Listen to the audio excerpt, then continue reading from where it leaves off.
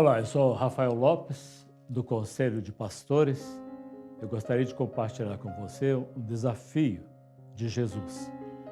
Depois que Jesus ressuscitou e apareceu aos seus discípulos, ele falou-lhes da necessidade de se pregar arrependimento para todas as nações. Isso é algo que deveria estar muito claro na mente dos discípulos, porque Jesus já havia mencionado isso antes.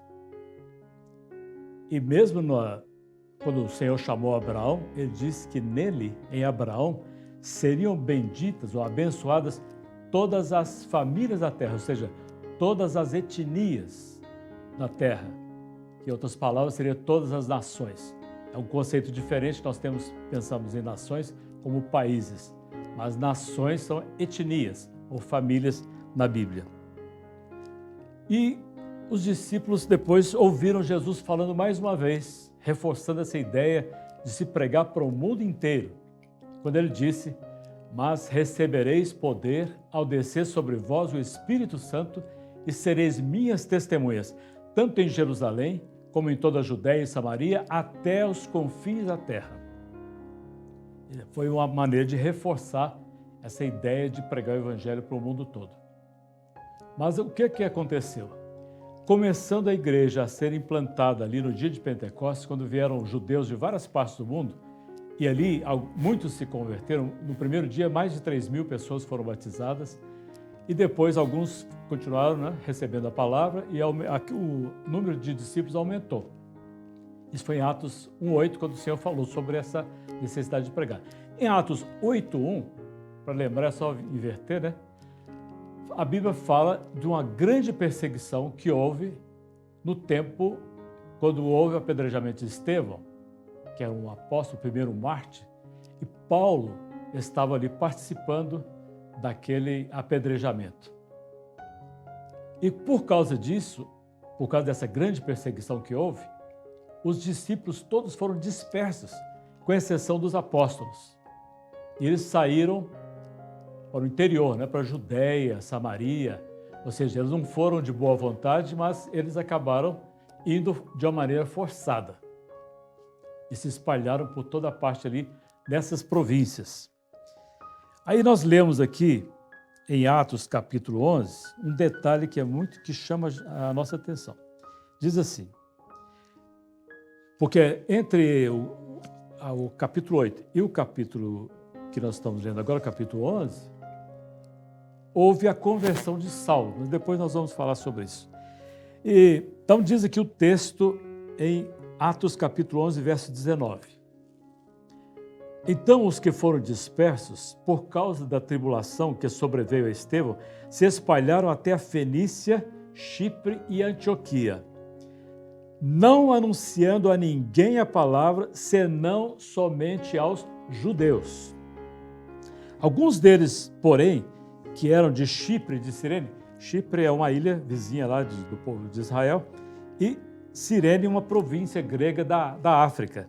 Então, alguns de Chipre e de Cirene que foram até Antioquia falavam também aos gregos, anunciando-lhes o evangelho do Senhor Jesus.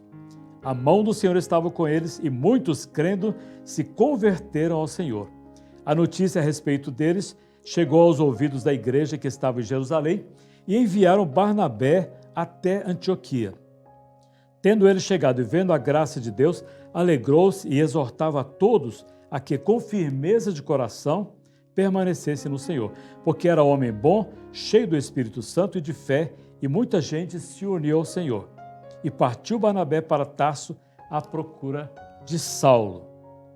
Bem, quando Saulo se converteu, ele se converteu no caminho de Damasco.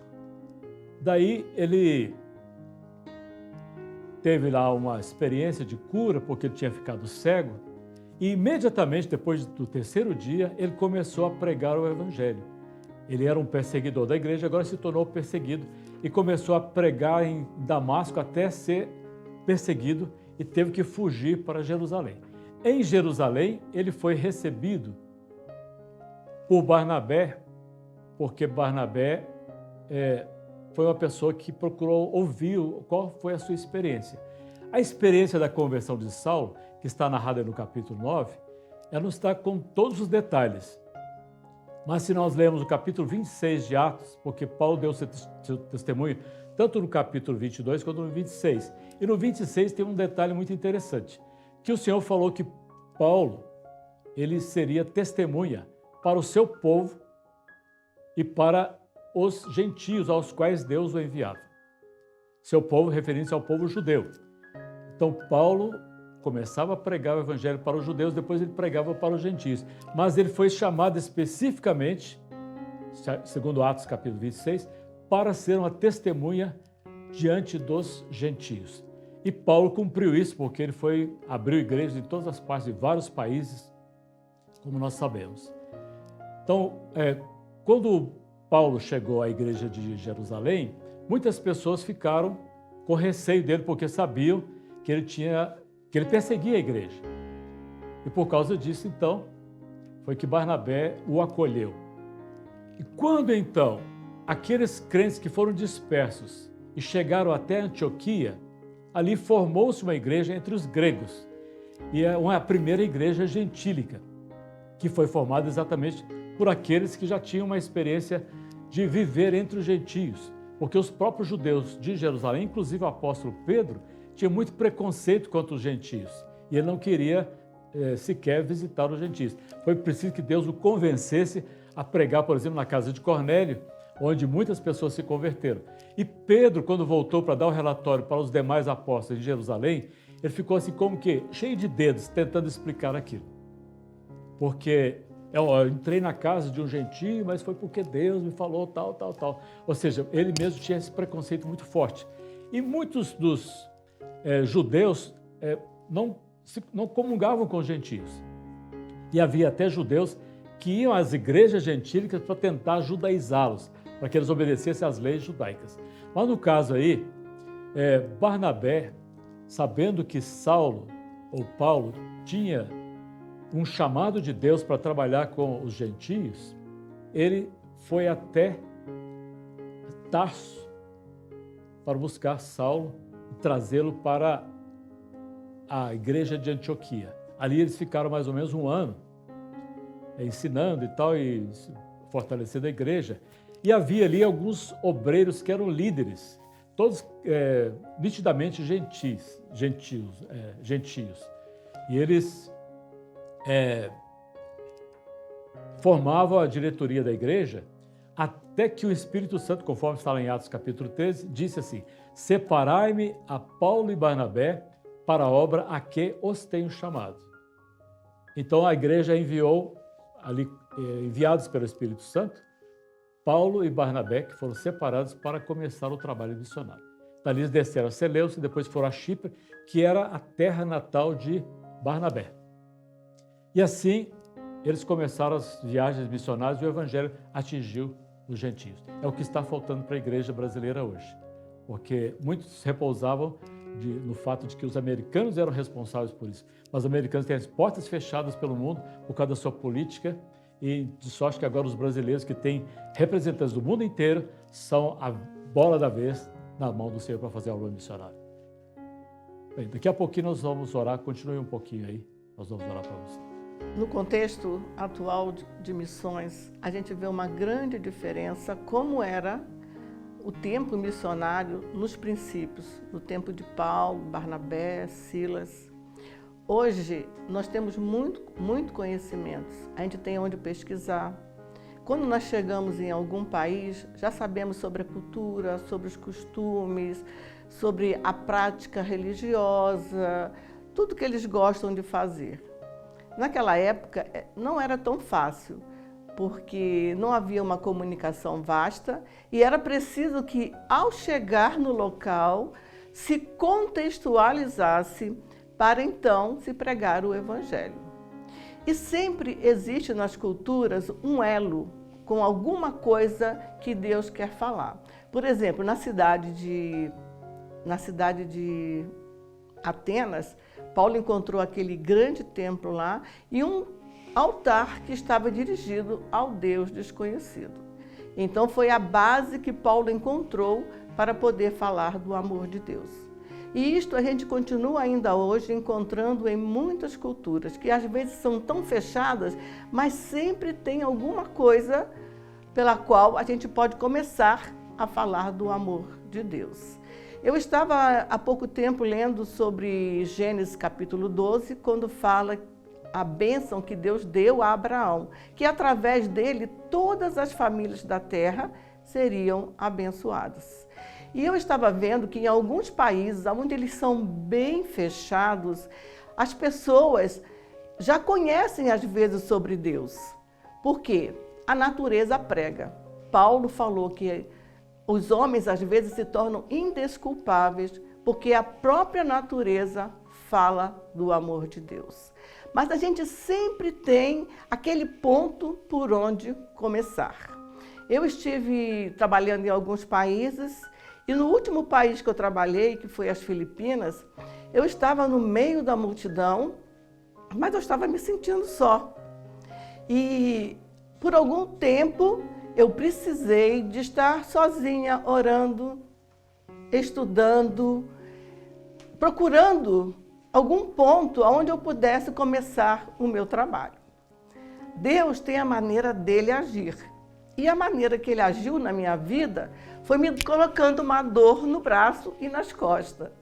A gente às vezes pensa que algo assim, uma enfermidade que nos aparece, é uma maldição. Não. Às vezes é o caminho que Deus tem para começar alguma coisa. Então eu procurei alguém que eu pudesse estar me ajudando a fazer a faxina da casa, me ajudar a cuidar nos afazeres. E eu encontrei uma pessoa e ela me colocou algumas condições quando ela veio falar comigo. E eu disse para ela, mas eu também tenho uma condição para você. E ela falou assim, qual seria a condição? E eu disse, antes da gente começar os nossos afazeres, nós temos que estar um tempo paradas, lendo a Bíblia e orando. E ela achou aquilo muito interessante. Então, eu comecei, todas as vezes que ela chegava em casa, eu sentava com ela para ler a palavra. Isso foi trazendo ao coração dela uma edificação, porque ela antes não fazia isso, ela não conhecia muitos textos da Bíblia e por isso ela não cria no poder de Deus. Houve um dia quando a sua filha estava precisando de um emprego e ela compartilhou. E eu falei assim, você crê? Ela disse, eu creio. E ele falou assim, então vamos orar. E oramos. E Deus abriu uma porta excelente para a filha dela. Então aquilo foi algo marcante para ela. No final de algum tempo, ela se sentiu muito mal e descobriu que ela estava com câncer. E já era um câncer bem avançado. Mas durante o tempo em que eu estive com ela ali no hospital, em casa, ela falou para mim, eu sou uma pessoa diferente. Eu já não sinto medo da morte, eu estou tranquila, sabendo que Deus está comigo.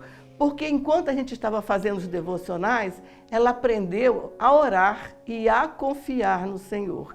Então, tem coisas que Deus faz. Na minha vida, o ponto para eu começar a ter relacionamento com outras pessoas, porque ela me ajudou nisso, foi a dor no meu ombro.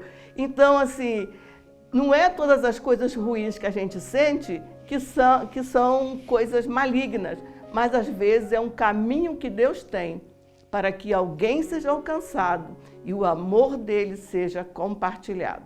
Eu sou Ádila Estela e estou aqui pelo Conselho de Pastores. Que Deus abençoe a sua vida. Fique agora aí com o pastor Rafael Lopes, que fará uma oração por todos nós. Senhor, nós te agradecemos pelo privilégio que temos de servir na tua obra. Nós te pedimos, ó Deus, que tu abras os nossos olhos para ver os campos que estão brancos para a ceifa, a fim de que a tua igreja possa se mobilizar e enviar obreiros com todos os seus recursos para os lugares ainda não alcançados, que são muitos. Nós te damos graças porque o nosso entorno, a América Latina, já tem muitas igrejas, o Brasil tem muitas igrejas, muitas cidades alcançadas, enquanto que tem muitos países e muitas cidades onde nunca sequer se ouviu falar o nome de Jesus. Portanto, Senhor, nós oramos para que tu levantes obreiros no seio da tua igreja, que possam dizer, eis-me aqui, Senhor, envia-me a mim.